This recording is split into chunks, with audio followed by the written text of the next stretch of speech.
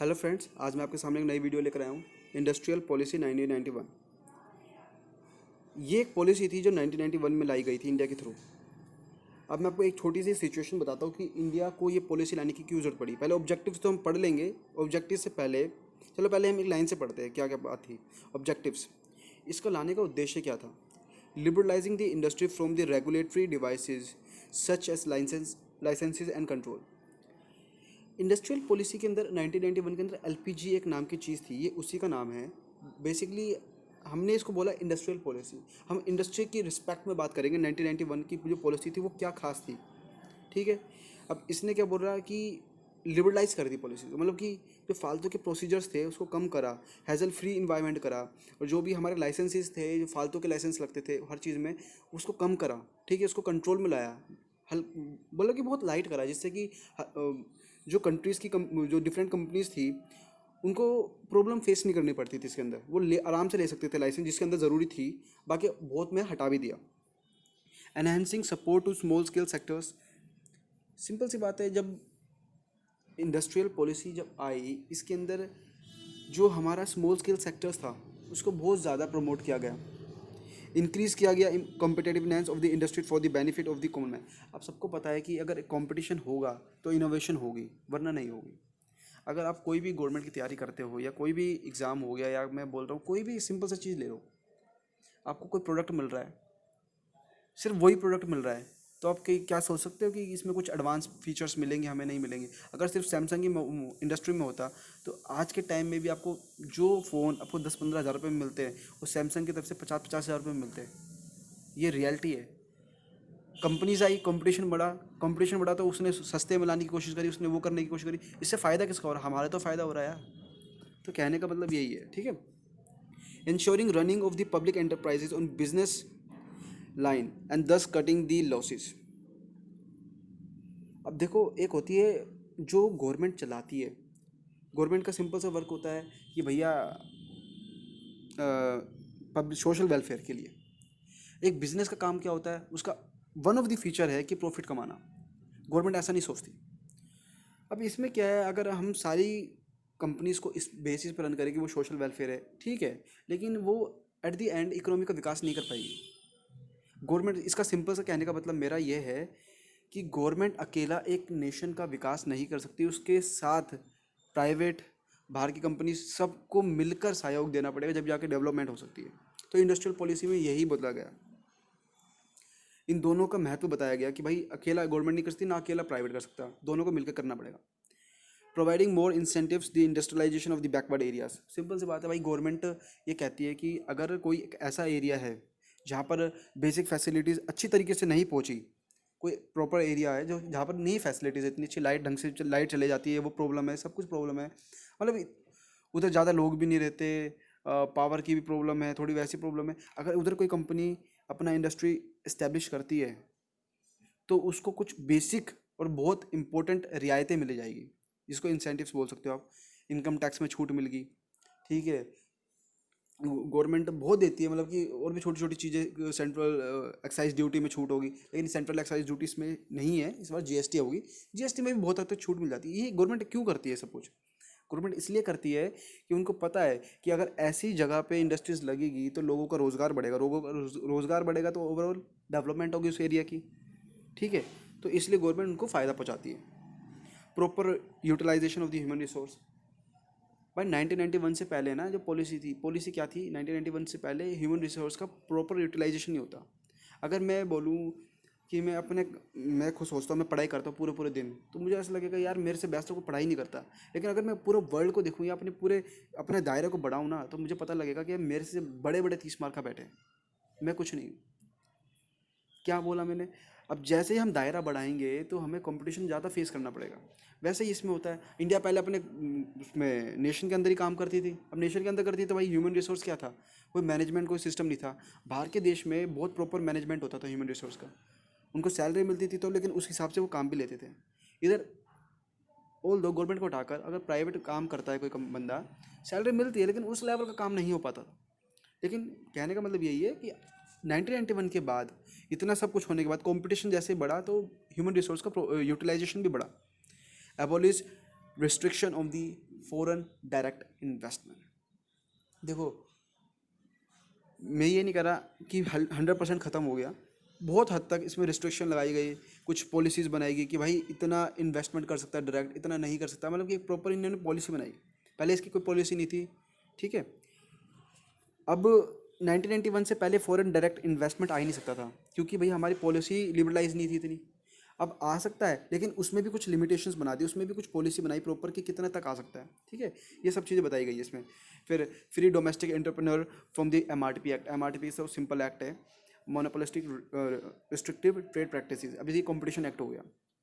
कोई कंपनी, मैंने आपको बताया हुआ है इसके बारे में बेसिकली वीडियो में, पहली वाली वीडियोज़ में, ठीक है, आप उसमें भी चेक कर सकते हो। उसमें बेसिकली ये बोला जाता है अपना एक अध्यप्य, सॉरी मैं बोल नहीं पाया हिंदी में, मोनोप्लास्टिक, आपको पता ही होगा, जो अपना बेचने वाला जो एक होता है लेकिन खरीदने वाले बहुत सारे होते हैं, तो वो कुछ भी प्राइस चार्ज कर सकता है, उस टाइप का केस है ये। आप वीडियो में चेक कर लेना, MRTP एक्ट, कंपटीशन एक्ट करके होगा, ठीक है, उसमें आपको मिल जाएगा प्रॉपर।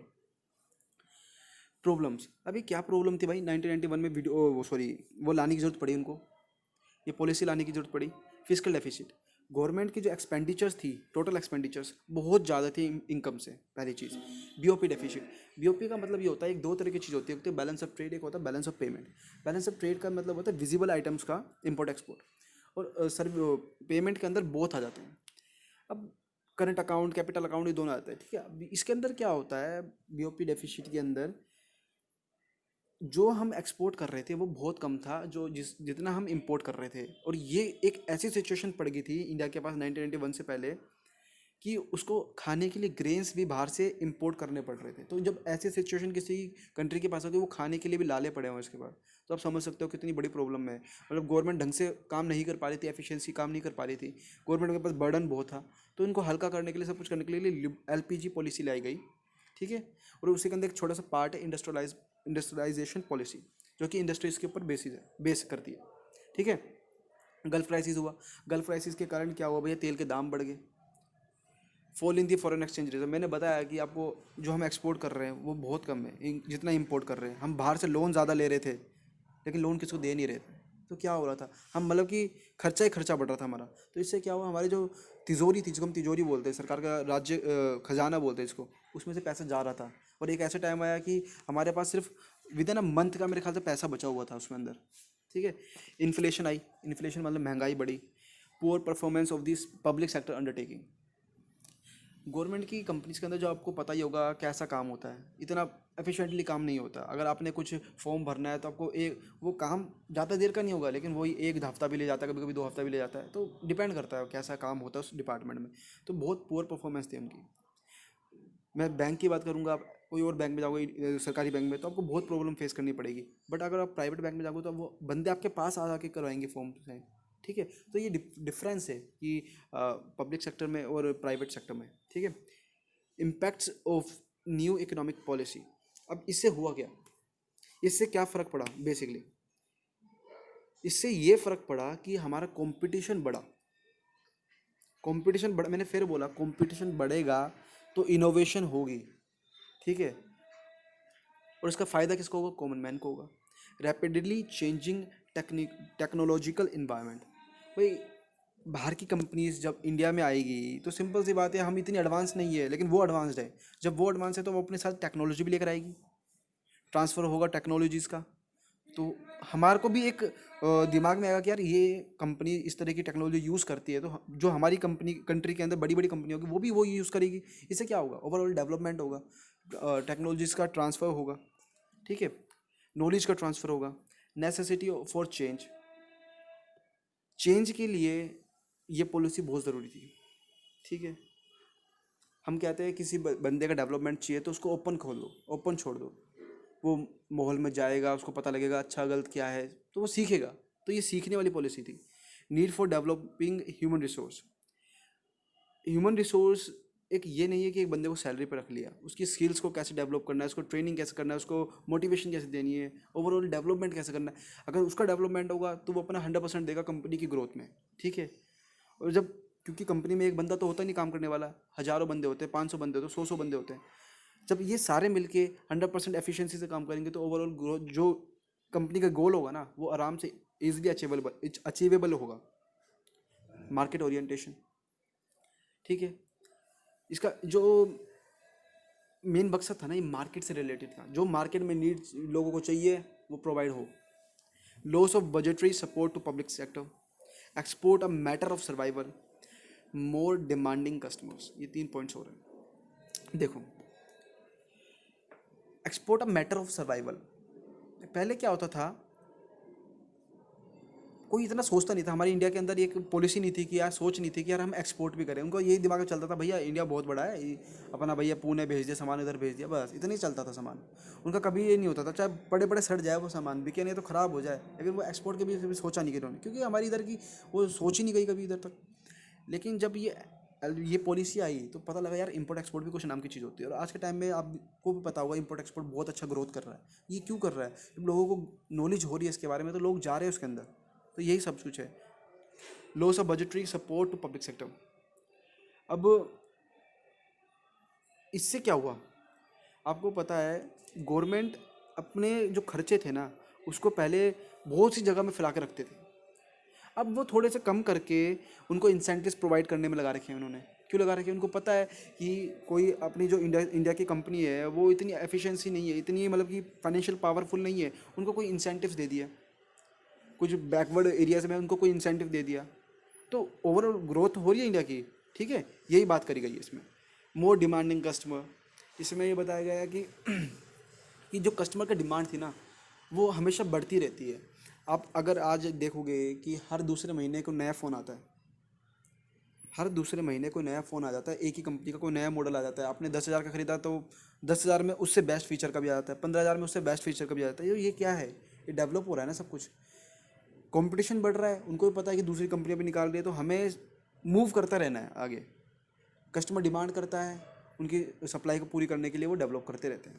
तो ये बेसिकली एक टॉपिक था इंडस्ट्रियल पॉलिसी का, जिसको हम न्यू इकोनॉमिक पॉलिसी भी बोलते हैं। ठीक है, तो आप इसको पढ़ लेना। ठीक है, हमें हर कंसेप्ट को पता होना चाहिए एमकॉम के अंदर। मैं आपको लिख के दे रहा हूँ कि कोई ऐसा फिक्स नहीं है। हाँ, कुछ क्वेश्चंस हैं जो कि बार बार रिपीट होते हैं, कुछ क्वेश्चंस, नॉट ऑल, कुछ क्वेश्चंस। लेकिन एमकॉम के अंदर आपको हर बार जितनी आपको प्रॉपर वो स्टडी मटेरियल दिया है ना, उसी में से क्वेश्चन पूछे जाएंगे। और कोई कोई जैसे हेडिंग उठा ली, वो कोई हेडिंग का ही क्वेश्चन बना देते हैं। तो आपको पूरी बुक का कंसेप्ट तो पता होना चाहिए एटलीस्ट, तो ही आप ज़्यादा अच्छे क्वेश्चन को हैंडल कर पाओगे। तो हमें इतना इतना सबका पता होगा पार्ट, तो हम अपने मन से भी बना के लिख सकते हैं। ठीक है, I hope you enjoy this video, thank you very much.